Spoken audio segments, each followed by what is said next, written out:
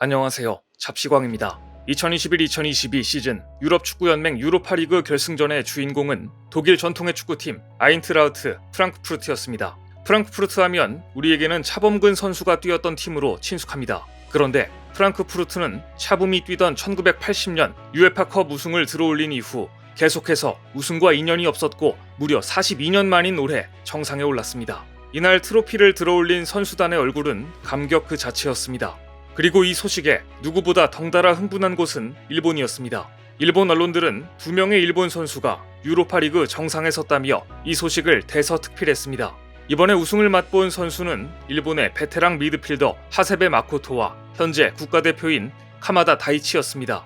일본의 사커 다이제스트는 프랑크푸르트의 우승 소식을 전하며 일본 선수가 유럽 클럽 대항전 정상에 선 것은 2002년 페예노르트에서 뛰던 오노 신지 이후 20년 만이라며 기쁨을 감추지 못했습니다. 20년 만에 유럽 클럽 대항전에서 우승을 한 선수가 나왔다고 이렇게 흥분한 것을 보면 작년에 손흥민 선수가 EPL에서 득점 왕을 차지한 것을 일본이 얼마나 부러워했을지 짐작이 가고도 남습니다. 하지만 독일에서는 오히려 한국 선수가 주목을 받고 있습니다. 프랑크푸르트가 42년 만에 유에파컵을 차지하자 전설 차범근 선수를 재조명하기 시작한 것인데요. 프랑크푸르트가 마지막 우승을 했을 당시 뛰었던 전설들이 독일 현지 매체에 의해 강제 소환된 것입니다.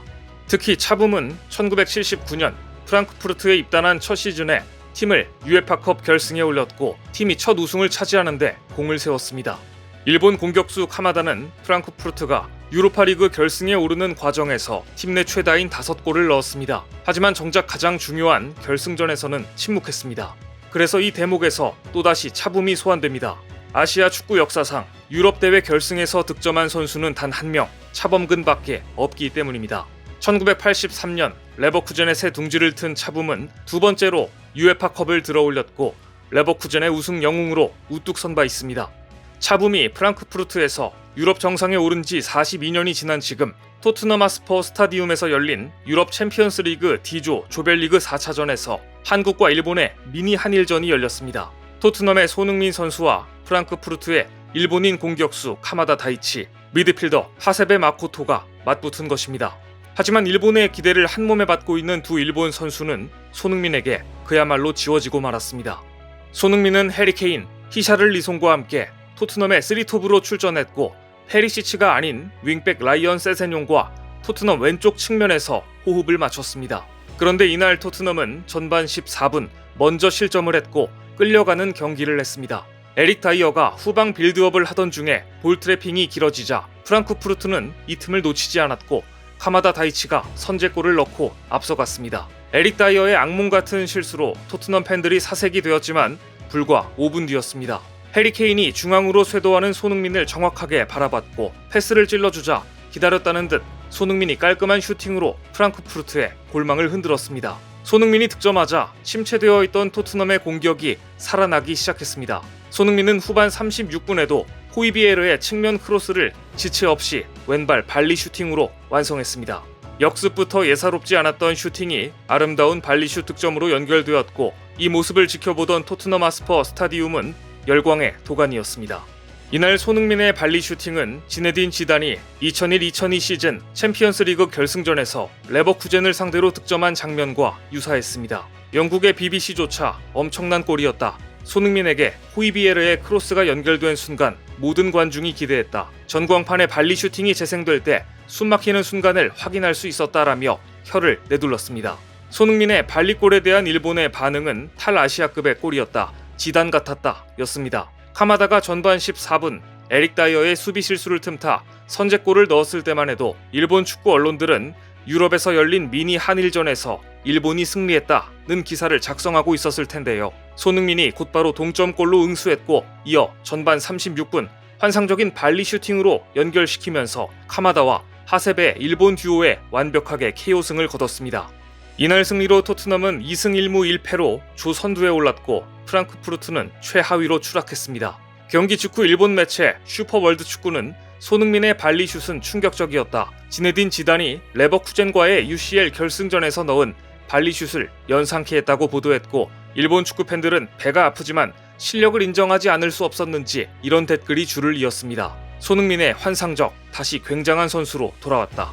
탈아시아급이다. 프랑크푸르트가 토트넘에 패하며 최하위로 추락한 날 독일 언론 프랑크푸르트 룬드샤우는 일본 듀오에 대해 실망스럽다는 평가를 내렸습니다. 공격수 카마다 다이치는 몇 번이나 시도한 끝에 득점을 터뜨렸지만 경기를 컨트롤할 수 없었다. 미드필더 하세베 마코토는 견고한 모습이 아니었다. 전반에 케인에게 시달렸다. 토트넘의 뛰어난 두 명의 공격수인 손흥민과 케인이 두 팀의 차이를 만들었다. 이 둘은 동료를 적절히 활용했다. 손흥민 케인 듀오를 일본인 듀오는 도저히 이길 수 없었습니다. 이날 손흥민이 경기를 지배했다는 사실을 증명하는 또 한 가지 사건이 있었습니다. 손흥민이 두 골을 넣고 후반에 교체되자마자 분위기가 완전히 바뀌었기 때문인데요. 승리를 예감한 콘테 감독이 경기 후반 손흥민을 교체시키며 휴식을 주자마자 또다시 토트넘이 실점을 하며 콘테의 간담을 서늘하게 만들었기 때문입니다.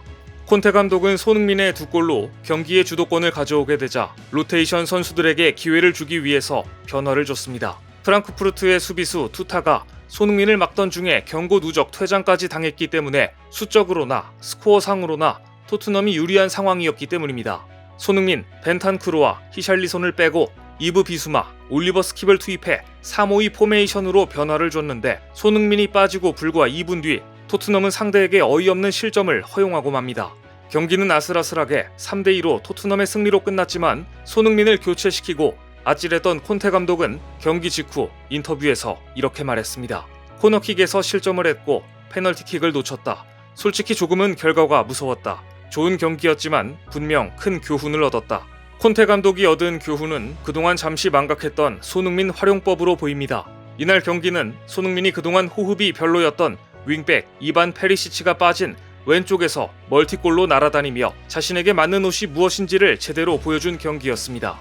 콘테 감독은 이번 시즌 3톱을 좀 더 중앙으로 몰고 양쪽 윙백을 높은 위치로 올리는 전술을 자주 구사했습니다. 해리 케인의 헤더골을 노리는 전략인데요. 하지만 전진 성향이 강한 왼쪽 윙백 페리시치가 올라갈 때 수비 백업을 손흥민이 하게 되었고 페리시치가 측면 공격을 너무 많이 하다 보니 오히려 손흥민의 득점력이 죽고 중앙 미드필더화 되는 결과만 나왔습니다. 프랑크푸르트전에서 콘테 감독은 3톱이긴 하지만 손흥민을 페리시치가 아닌 세세뇽과 왼쪽에서 짝을 이루게 했습니다. 그러자 손흥민은 멀티골로 훨훨 날아다녔습니다. 만약 이 경기에서 부진했더라면 콘테 감독이 다시 기존의 페리시치 조합을 꾸릴 고민을 할 수도 있었겠지만 이날 경기는 마치 손흥민이 중원에서 막혔던 시기로 돌아가지 않겠다고 무력 시위를 제대로 보여준 셈입니다. 손흥민의 화려한 발리 슈팅은 잉글랜드 마지막 발롱도르 수상자인 마이클 오원이 그동안 손흥민을 비판했던 평론가들에게 이런 질타를 하게 만들었습니다. 마이클 오원은 경기 직후 가진 인터뷰에서 2에서 3주 전만 해도 모두가 손흥민을 빼야 한다고 말했다. 하지만 그때도 나는 어떤 빅클럽이 토트넘 선수 중 한 명을 데려간다고 하면 누구보다 손흥민을 먼저 택할 것이라고 말했다. 나이, 기량 등 모든 것을 고려해도 손흥민을 택할 것이다. 라고 손흥민에 대한 강한 신뢰를 나타냈습니다. 사실 불과 얼마 전까지만 해도 영국 언론들은 손흥민을 빼라며 비판을 이어갔습니다. 하지만 프랑크푸르트와의 경기 직후에는 이렇게 달라져 있었습니다. 시즌 초반에 무슨 일이 있었는지 잊어라. 손흥민은 날카로워 보였고 다시 그곳에 도달해 있었다. 손흥민이 자신감을 수확했다. 그의 발리 기술은 환상적이었다. 오늘 준비한 소식은 여기까지입니다. 댓글을 통한 여러분들의 많은 의견 기다리겠습니다. 시청해주셔서 감사합니다.